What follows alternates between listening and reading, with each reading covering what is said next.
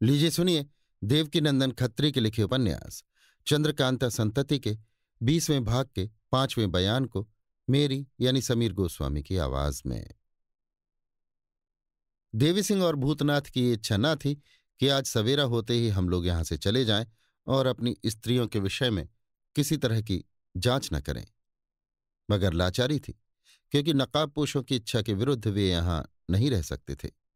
साथ ही इसके मकान मालिक की मेहरबानी और मीठे बर्ताव का भी उन्हें वैसा ही ख्याल था जैसा कि इस मजबूरी की अवस्था में होना चाहिए। सवेरा होने पर जब कई नकाबपोश उनके सामने आए और उन्हें बाहर निकलने के लिए कहा तो देवी सिंह और भूतनाथ उठ खड़े हुए और कमरे के बाहर निकल उनके पीछे पीछे रवाना हुए। जब मकान के नीचे उतरकर मैदान में पहुंचे तो देवी सिंह का इशारा पाकर भूतनाथ ने नकाबपोश से कहा, हम तुम्हारे मालिक से एक दफे और मिलना चाहते हैं। नकाबपोश, इस समय उनसे मुलाकात नहीं हो सकती। भूतनाथ, अगर घंटे या 2 घंटे में मुलाकात हो सके तो हम लोग ठहर जाएं। नकाबपोश, नहीं, अब मुलाकात हो ही नहीं सकती। उन्होंने रात ही को जो हुक्म दे रखा था हम लोग उसको पूरा कर रहे हैं। भूतनाथ, हम लोगों को कोई जरूरी बात पूछनी हो तो? नकाबपोश, एक चिट्ठी लिखकर रख जाओ, उसका जवाब तुम्हारे पास पहुंच जाएगा। भूतनाथ, अच्छा ये बताओ कि यहां हम लोगों ने गिरफ्तार होने के पहले जिन 2 औरतों को देखा था उनसे भी मुलाकात हो सकती है या नहीं? नकाबपोश, नहीं, क्या उन लोगों को आपने खानगी समझ रखा है? दूसरा नकाबपोश, इन सब फिजूल बातों से कोई मतलब नहीं और ना हम लोगों को इतनी फुर्सत ही है। आप लोग नाहक हम लोगों को रंज करते हैं और हमारे मालिक की उस मेहरबानी को एकदम भूल जाते हैं जिसकी बदौलत आप लोग कैद खाने की हवा खाने से बच गए। भूतनाथ, कुछ क्रोध भरी आवाज में, अगर हम लोग यहां से ना जाएं तो तुम क्या करोगे? नकाबपोश रंज के साथ, जबरदस्ती निकाल बाहर करेंगे। आप लोग अपने तिलिस्मी खंजर के भरोसे न भूलिएगा। ऐसे ऐसे तुच्छ खंजरों का काम हम लोग अपने नाखूनों से लेते हैं। बस सीधी तरह कदम उठाइए और इस जमीन को अपनी मिल्कियत न समझिए। नकाबपोशों की बातें यद्यपि भूतनाथ और देवी सिंह को बुरी मालूम हुई, मगर बहुत सी बातों को सोच विचार कर चुप ही रहे और तकरार करना उचित न जाना। सब नकाबपोशों ने मिलकर उन्हें खोह के बाहर किया और लौटते समय भूतनाथ और देवी सिंह से एक नकाबपोश ने कहा, बस अब इसके अंदर आने का ख्याल न कीजिएगा। कल दरवाजा खुला रह जाने के कारण आप लोग चले आए, मगर अब ऐसा मौका न मिलेगा। नकाबपोशों के चले जाने के बाद भूतनाथ और देवी सिंह वहां से रवाना हुए और कुछ दूर जाकर जंगल में एक घने पेड़ की छाया देखकर बैठ गए और यों बातचीत करने लगे। भूतनाथ, कहिए अब क्या इरादा है? देवी सिंह, बात तो ये है कि हम लोग नकाबपोशों के घर जाकर बेइज्जत हो गए। चाहे ये दोनों नकाबपोश कुछ भी कहें, मगर मुझे निश्चय है कि दरबार में आने वाले दोनों नकाबपोश वही हैं जिनके हम मेहमान हुए थे। मुझे तो शर्म आएगी जब दरबार में मैं उन्हें अपने सामने देखूंगा।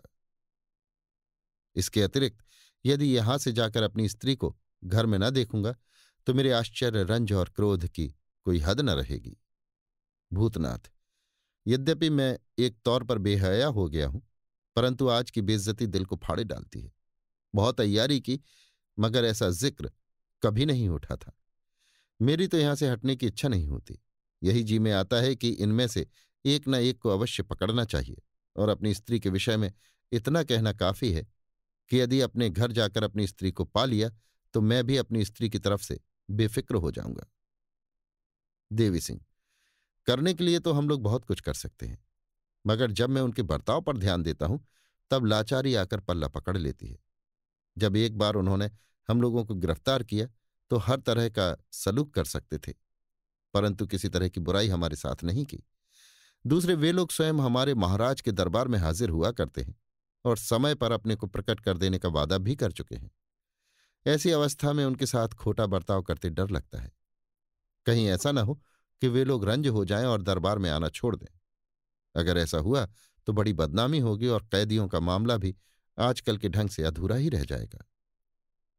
भूतनाथ, आप बात तो ठीक कहते हैं, परंतु देवी सिंह, नहीं, अब इस समय तरह देना ही उचित है। जिस तरह मैं अपनी बदनामी का ख्याल करता हूं उसी तरह तुमको भी तो ख्याल होगा। भूतनाथ, जरूर।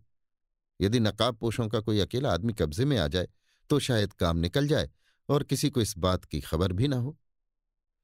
इस तरह की बातें हो रही थी कि उनके कानों में घोड़े की टापों की आवाज आई और दोनों ने घूमकर पीछे की तरफ देखा। एक नकाबपोश सवार आता हुआ दिखाई पड़ा, जिस पर निगाह पड़ते ही भूतनाथ ने देवी सिंह से कहा, यह भी जरूर उन्हीं में से है। भला एक दफे तो और कोशिश कीजिए और जिस तरह हो सके इसे गिरफ्तार कीजिए, फिर जैसा होगा देखा जाएगा। बस अब इस समय सोचने विचारने का मौका नहीं है। वो सवार बिल्कुल बेफिक्री के साथ धीरे धीरे आ रहा था, अतः ये दोनों भी उसके रास्ते के दोनों तरफ पेड़ों की आड़ देकर उसे गिरफ्तार करने की नीयत से खड़े हो गए। जब वो नकाबपोश सवार इन दोनों की सीध पर पहुंचा और आगे बढ़ना ही चाहता था, तभी भूतनाथ के हाथ की फेंकी हुई कमंद उसके घोड़े के गले में जा पड़ी। घोड़ा भड़क कर उछलने कूदने लगा और तब दोनों ने लपक कर घोड़े की लगाम थाम ली। उस सवार ने खंजर खींचकर वार करना चाहा, मगर कुछ सोचकर रुक गया और साथ ही इसके इन दोनों को भी उसने लड़ने के लिए तैयार देखा। नकाबपोश भूतनाथ से, तुम मुझे व्यर्थ क्यों रोकते हो? मुझसे क्या चाहते हो?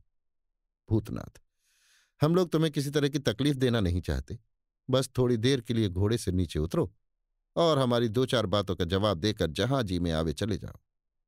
नकाबपोश, बहुत अच्छा, मगर नकाब हटाने के लिए जिद न करना। इतना कहकर नकाबपोश घोड़े से नीचे उतर पड़ा और भूतनाथ ने उससे कहा, लेकिन तुम्हें अपने चेहरे से नकाब हटाना पड़ेगा और ये काम सबसे पहले होगा। ये कहते कहते भूतनाथ ने अपने हाथ से उसके चेहरे की नकाब उलट दी, मगर उसके चेहरे पर निगाह पड़ते ही चौंक कर बोल उठा, हैं, ये तो मेरी स्त्री है जो नकाबपोशों के घर में दिखाई पड़ी थी।